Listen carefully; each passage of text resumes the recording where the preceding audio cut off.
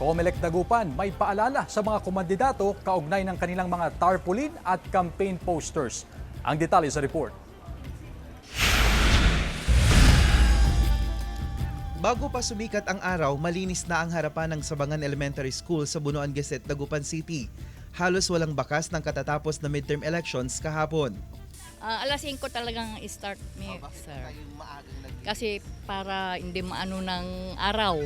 Malinis na rin ang West Central Elementary School 1 na kahapon dinagsa ng mga botante. Ang COMELEC Dagupan may paalala rin sa mga kumandidato, nanalo man o natalo, kaugnay ng pagbabaklas ng kanilang mga campaign materials. Regardless of the kung pinoklama man o hindi, obligado ho sila na tanggalin lahat ng mga campaign posters. Kailangan umanong isubmit ng mga kumandidato ang kanilang Statement of Contributions and Expenditures o SOSE. Para sa mga nanalo, kung hindi ho kayo nagsumiti ng inyong SOSE, maaring hindi ho kayo makapag-assume to duty. Samantala, sa assessment ng COMELEC Dagupan, generally peaceful ang midterm elections kahapon. Wala silang naitalang untoward incident o anumang reklamo sa mga polling precinct.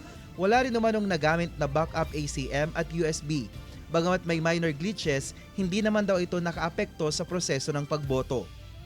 Kasama si Jing Dakanay, Roland Umangay, One North, Central Luzon.